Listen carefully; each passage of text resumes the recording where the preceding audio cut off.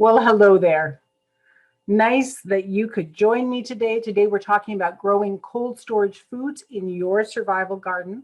We're going to be talking about how to store food in cold storage. That's storage that's not canning, that's not drying, that is storing fresh food, how to store it in optimal conditions, and then what foods you could grow in your garden that can be stored in cold storage. All right. So I am coming live to you. Today is May 26th, and I'm coming live to you on Facebook, but we're also going to be posting this on my YouTube channel. So you'll be able to go back and watch it again if you want. If you have any questions, just post them in the comments and I'll be able to answer your questions. So go ahead. I do have quite a bit of experience in cold storage. So if you do have some questions, go ahead and ask. So first of all, let's get started. And we're going to talk about how to store. And I wanted to share a story with you. When I was a newly married mom, in 1983, when my first child was born. That was our second kind of winter season, and as a married couple. And we were living in an apartment in Abbotsford, British Columbia, Canada. And Abbotsford kind of has a moderate winter. It'll go below freezing, but it never gets very cold. And we went to Wong's Farm, which was a kind of a greengrocer place where they grew food. And I bought a 50-pound bag of potatoes, thinking that that would take the three of us through the winter easily. And we were in an apartment. We were on the second floor with a floor below us and a floor above us. We really didn't need to turn on our heat very much because we grabbed the residual heat from the apartment below us, and we were well insulated on the roof by the apartment above us. So we never needed to turn on our heat. It mostly stayed right around 70 degrees most of the time. That's not ideal for potatoes. And at first I stored the potatoes in the closet, but it wasn't really ideal. So I had the brilliant idea that I would just stick those potatoes where it was cold in our apartment, which was out on the balcony. Well, wouldn't you know it? Right around December 15th, we had a hard frost. And you can guess what happened to those 50 pounds of potatoes that I had storing on the balcony in their bag. Yep, they froze solid. And potatoes have high water content. And when they froze solid, when they thawed, they turned to mush. And because Abbotsford doesn't have really a winter, they froze solid, but then by the next day, they were already starting to thaw. And I had a real watery mess on my balcony. We lost the entire 50 pounds of potatoes. And in those days, potatoes were about 15 cents a pound. Now they're about $1 a pound. So that would be a lot. But in those days, they were about 15 cents a pound, and we lost the whole bag. So lesson number one, do not use your balcony for cold storage if you get frost. Number two, the balcony is not a great place for cold storage because it attracts rats and mice, and the people in the apartments around you won't appreciate that. So if you live in an apartment, don't use your balcony for cold storage unless you don't go below freezing and your balcony is completely enclosed. So if you can't put it out on the balcony, if you can't stick it outside, how do you manage to do cold storage, especially if you don't live on a farm? Well, there are quite a few things you can do. One of the things that's really easy and pretty much accessible if you have a house is to have a room that is unheated, that you never turn on the heat. Now that wouldn't have worked in my little apartment because we were getting residual heat from the apartment downstairs. But if you have a cold bedroom that you can just not have the heat in, an unheated bedroom or an unheated basement, that is a great place for cold storage. Generally, the humidity is fairly high in most places, and cold storage, the ideal humidity is around 75%. So if you can figure that out in your home situation. Another good place is in an uninsulated basement. Provided it doesn't freeze, the pipes don't freeze, that's a good place. Now, in my house, I have both an unheated bedroom that I store things like squash, and then another place that's an uninsulated space that generally stays right around 35 to 40 degrees most of the winter. And it's really good if you can find two different places, and I'm going to explain why in a few minutes. The other thing you can do if you have property is you can put a container underground, like an old freezer. Like if you had a root cellar, of course, that's ideal. That's what the old timers used to do, is put a root cellar in the side of a hill with a door, and they would put their storage food in there. Some people have sunk a container, like a shipping container underground, and use that. Pretty much the underground temperature will stay right around 40 degrees, no matter how hot or how cold you are. Underground, you get a couple of feet underground, and the temperature stays right around 40 degrees during the winter, even if it's freezing above ground. Now let's talk about what to store. And this is the fun part. Of course, as I mentioned at the beginning, we could store potatoes, but they are high water content, so they tend to freeze. Things that are higher in sugar do better if you put them somewhere colder. So potatoes are mostly water. Sweet potatoes are higher in sugar, and they tend to store better, longer.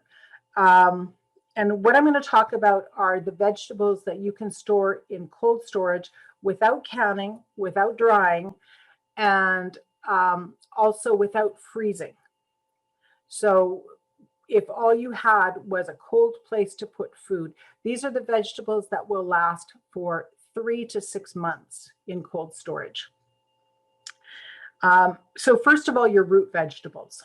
Almost all your root vegetables can be stored underground. In a lot of places, you can leave them right in the ground. If you have trouble with voles or moles, you're not going to want to keep them storing in your garden. But in a lot of cases, you can keep them just stored in the ground. And you probably know this if you've grown carrots and then you go to plant something the next year, you're going to find stray carrots in the bed, right? They're just fine. They're perfect. You could take them in the house and eat them for dinner. So carrots, turnips, rutabagas, horseradish, sunchokes, even winter radish, things like daikon radish and watermelon radish, they can be stored in cold storage as well. Sweet potatoes, I mentioned, potatoes, parsnips, beets, the root vegetables. They're usually high in sugar, the exception being potatoes, which are high in water. You want to have about a 75 to 90% humidity, ideally. So what we do for root vegetables is we have a medium that we store them in that we keep damp. So it could be damp sawdust. It could be damp sand. And basically to do them, you layer them in a box with some damp sand or damp sawdust in the bottom. Layer the carrots or rutabagas or whatever you're doing, cover them again with the same damp sand or damp sawdust, another layer damp sawdust. The main thing is you don't want them touching, because if one molds and it's touching another, then the mold will transfer. But if it just stays in that medium with the damp sand or the damp sawdust, you're okay. Another thing you can use is damp peat. What you don't want is something that's going to allow for bacteria to grow. So don't grab soil out of your garden and use that, because there'll already be some bacteria in it. And that tends to cause them to rot in an indoor environment where there's not a lot of air circulation. Another thing that is important to store is things like onions and garlic. And they don't actually, they only need cold storage if you've cut the stalks off them. If you instead, when you bring them in from your garden, if you braid them, they can actually be stored at room temperature, like anywhere from 50 to 70 degrees, hanging with good air circulation. They will actually last till spring. they won't sprout, provided that they are braided. And that's one advantage to braiding. You can just braid them, hang them somewhere on a wall. I actually keep my garlic hanging right in my kitchen. I have a wood stove in the kitchen, and it can often be 80 degrees, but my garlic does not dry out and it doesn't sprout. Now, if I take it out of the braid and I put it in a bowl on the counter, it'll either sprout or dry out within a couple weeks. But when it's hung to dry and it's still got the stalks attached, that tends to preserve garlic and onions too. All of the alliums, they will last for well, till the next harvest. So mine last a year that way. And that's a good way to store them. Now, if you've harvested them from the garden and you've cut off the stalks, or you aren't harvesting them, you're buying a bag, then you're going to want to cold storage those and hang the bag to allow air circulation. Also, if you're buying them, be very careful bringing them home that you don't bruise them. People tend to be kind of rough with things like potatoes and carrots and onions. If they get bruised, they will definitely start to go bad in the place that they're bruised. So they won't last as long in cold storage if you end up with some that have been handled roughly and have been bruised. If you've noticed lately, in the last few years, if you are buying 25-pound bags of onions, you'll notice that a lot of times they'll already start to go moldy inside the layers almost as soon as you get them home from the store, within weeks. And that's because they were rough handled during harvesting and during packaging and during transport, and they just don't last as long if they've been bruised.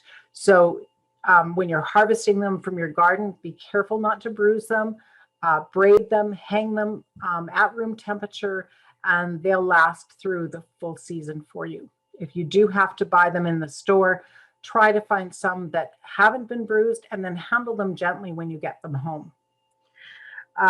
So far we've talked about root vegetables, we've talked about onions and garlic. The other thing I wanted to talk to you about is storing squash, both summer squash and winter squash. Yes, summer squash you can carry through the winter, but there's some caveats.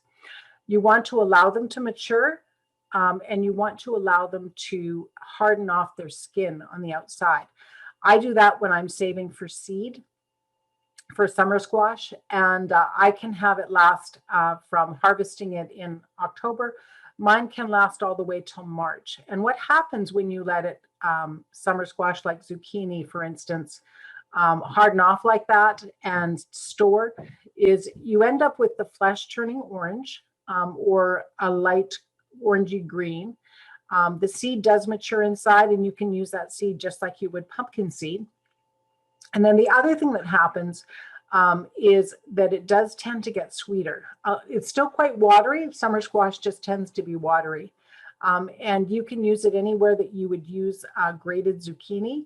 And you can also use it to feed chickens or rabbits. So if you have livestock, you can use summer squash that you've hardened off and saved in cold storage for feeding livestock. Winter squash. Winter squash, I've had it just in my cold basement, unheated basement. I've had it last all the way to March and April when I've harvested it in September, October. You want to allow the rind to get hard, and you want to watch it.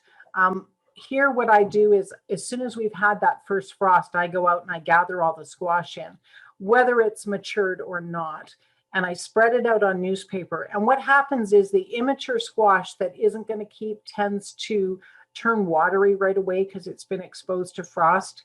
That squash you can use, or you can feed it to the chickens, or you can compost it. It's not going to keep. But the frost, the pumpkins or the winter squash that has had the sugars start to develop and has just started to have that rind hardening. It might not be fully hardened yet, but it started. That's going to keep, and you're going to notice that the squash continues to mature, and the rind starts to color, get more orange if that's its color, or yellow, or whatever its color is. and then it will start to harden. That squash is what you're going to keep through the winter. And once you can see that happening, you're pretty safe then to just wash it down with a vinegar solution to kill any spores that might be on it, and then dry it and store it. And I just store it in cardboard boxes, basically on the floor of my unheated bedroom that's in my basement. Now, the one thing about squash does not need to be as high humidity as the root vegetables that we talked about earlier. The root vegetables like to be 80 to 90 degrees or percent humidity. The squash likes to be around 70 to 75. So it doesn't have to be stored in sand. We can just store it in the room. It'll just continue to harden off. You do want to rotate it and watch it. And if you see any signs of spoilage, eat those ones first, so that your sound squash can make it through. If there's been any bruising or rough handling, sometimes those spots will end up molding first. So you just want to keep an eye on that. And then you can I just store mine in boxes on the floor, under the bed, or in the closet. The other thing that you can store, and this doesn't last very long, but you can store green tomatoes. Caveat, you want to harvest them before they've had a frost.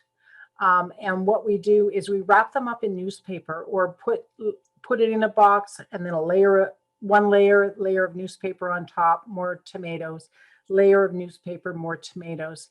And you can store them right with the pumpkins. And you'll be able to, they will ripen in that, and you'll be able to use them. For me, usually all the way to December, we get fresh tomatoes that way. So just because the tomatoes are on the plant and you've had a frost doesn't mean the harvest is over. You can harvest those, and you can save them in newspaper in cold storage, and they will ripen over a couple months. Probably they won't last longer than the end of December, depending on when they're harvested where you live. But you can cold storage green tomatoes. The other thing, and this is where you want to pay attention. We've talked so far about root vegetables, summer squash, winter squash, tomatoes, is harvesting and storing apples and pears. Both apples and pears, and I'm talking about winter keeping pears here, not Bartlett. You can cold storage them with one caveat. They give off ethylene gas as they're ripening. Ethylene gas is a gas that helps them ripen. It's the same gas that bananas give off, that turns a green banana to a yellow banana. And with apples and pears, they can cause things like potatoes to turn bitter if they are cold storaged in exactly the same room. There's a couple of ways to handle that. One is to put your potatoes or onions or whatever in a separate room than where you keep your apples. And that's how I handle it. I keep my apples kind of in a semi-heated living room. And I keep my summer and winter squash and root vegetables in a smaller room that has a door that closes. So that's how I handle that. People in the old-fashioned root cellars, they would actually have two rooms, and they'd have their apples in one room with a vent pipe to get the ethylene gas out of the room, and then their other cold storage vegetables in another room where they're not affected by the ethylene gas. So you can cold storage apples and pears, but you don't want them in the same room with your potatoes and onions and summer squash and root vegetables. You just want to keep them separate. And your apples and pears will last till probably 3 months in cold storage. It's generally, unless you have a refrigerator system, you're not going to get them lasting all winter. So you're going to want to rotate them and check them and make sure there's no moldy ones or any going bad, and use them up probably by the end of December. The other thing you can store in cold storage, and most of what I've talked about, people already knew you could cold storage, but the other thing you can cold storage is brassicas. Now, not all brassicas, but there are some brassicas that you can cold storage, and they'll last for 3 to 6 months in cold storage. Cabbage, winter radish, turnips, for instance. Other ones like cauliflower and broccoli, you can cold storage them, but their shelf life is weeks instead of months. But a cabbage, you keep the root attached, and you can cold storage that for a good 6 months. Now, how we do it is we put them in a cardboard box and wrap each one in newspaper, keep the root attached, and they will last in cold storage, unheated cold storage, with no other treatment. You don't have to salt them. And the outer leaves end up getting kind of wilted, but the heart of the cabbage will stay good and crisp, and you'll be able to use it. Another way of storing cabbage is to actually bury it in your soil, which works if you don't have much snow. If you have a heavy snow cover, that's not ideal. But if you have only a light snow cover, what you do is you dig a trench in your garden, you pull up the cabbage again by the root, and you turn it upside down into the trench so that the root is sticking up. That helps you find it under snow. And then you just bury it in the soil and then put a mulch on top. And you'll be able to dig those out and pull them out. The root will show you where they are, and you'll be able to pull them right out of the garden in the winter and use them that way. And winter radish and turnips, I would store them just like the carrots or the parsnips, in damp sand or in damp sawdust. My last one, and a lot of people don't know you can do this. Your fermentations, your lacto fermentations, can also be stored in cold storage. This is the way our grandmothers did it with sauerkraut crocks. They just put them on the basement shelf in a unheated room, and that would store all winter. And there's many things you can lacto ferment, like sauerkraut. You can lacto ferment carrots. You can lacto ferment any of the root vegetables, any of the brassicas. And it's just basically a salt ferment. And we'll talk about that another time. But those can be just stored on the shelf in your unheated basement or your cold storage room or your root cellar. So let me just go over the list again. Your root vegetables can be cold storaged, and that's parsnips and carrots and turnips and beets, horseradish, rutabagas, sunchokes, your winter radish or sweet potatoes or potatoes. All of those can be cold storaged. And then also your winter squash and your summer squash, provided the summer squash has been allowed to harden off. Apples and pears, they should be stored in a separate room, a separate place where their ethylene gas won't affect the keeping qualities or flavors of your other vegetables. Green tomatoes can be, for short-term storage, stored in newspaper in your cold storage. Brassicas like cabbages, winter radish, turnips can also be cold storage with a little special treatment. And then your lacto ferments like sauerkraut or fermented vegetables can also be cold storaged. And your ideal conditions, if you're just joining us, I talked about root cellaring. I talked about sinking a freezer or a transport container underground, and also just using an unheated basement, an unheated bedroom, or other cooler place. You're looking at something that can be maintained at 40 degrees. 45 degrees is also okay, but you don't want a 70-degree bedroom for cold storage. And you don't want to make the mistake I made when I was a newly married woman of putting a 50-pound sack of potatoes on the balcony and having it exposed to freezing weather. Are there any questions?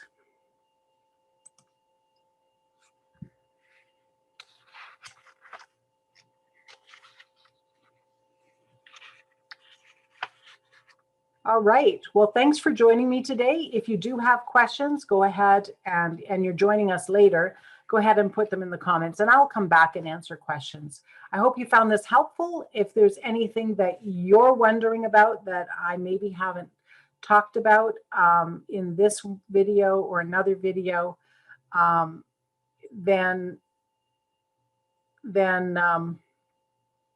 we can talk about it in another session. Mickey is asking, did you say tomatoes could or could not have exposure to frost before storage, the green ones? Mickey, it depends on how cold it actually gets. Ideally, they're better off not to have exposure to cold because it changes color. They get kind of translucent when they've been exposed to cold. Now, when they're translucent, I wouldn't try to cold storage them. The water inside them has burst the cells, and that's why they're translucent. I have had my tomato plants have like a touch of frost, but the frost wasn't deep enough to actually touch the fruit. And I've harvested them then, and I have had success then just putting them in that box with layers of newspaper between them. And one or two of them I might not make it, but because they're not touching, it doesn't really affect the other fruit. You can just pull out the ones that are going mushy.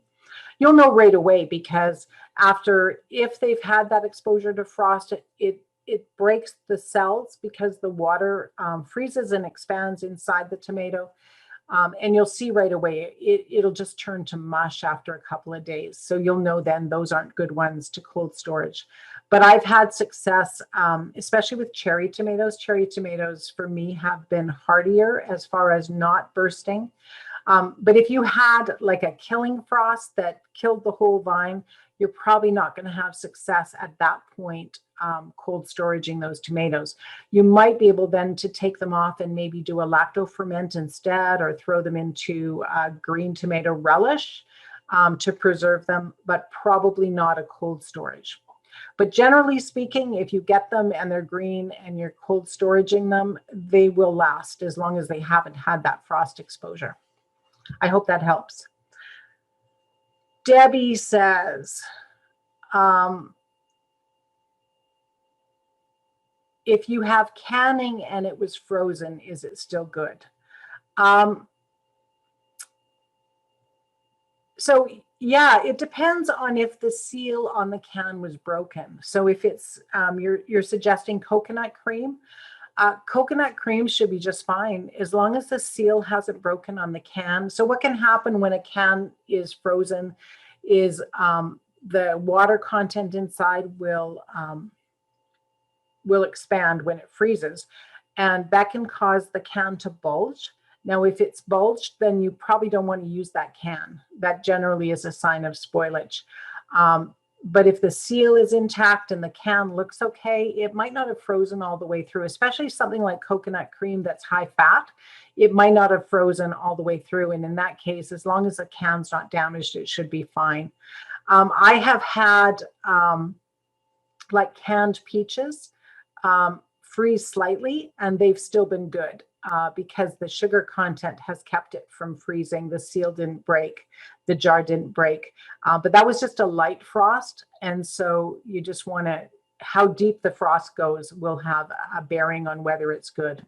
You pretty much need to use your own judgment. But if you're seeing any damage on the seal or any bulging on the can, that would be a sign that it's not any good anymore. Having said that, if I was in a situation where I knew that my cans had frozen, but they had just frozen and I was able to get them just after the freezing happened, I probably, if I thought the cans were damaged, I would probably open them up and find another way to preserve it, either putting it in the freezer, emptying the can, putting it in something else, putting it in the freezer so that I didn't lose the food. Any other questions? And remember, you can always leave your root vegetables in the garden. That's another method of cold storage. If you don't have an unheated bedroom or you don't have space for a root cellar, you could leave things like carrots and parsnip in the garden. There will be some loss then to like mice and voles, but it is another way to have to preserve those foods for a little longer. All right. Well, thanks for joining me, and thanks for asking questions, Mickey and Debbie. And we'll see you next week. We'll be back next week talking a little bit more about food security and things that you can do right now to make sure that going into winter, you have a greater capacity for food security for your family. Bye-bye.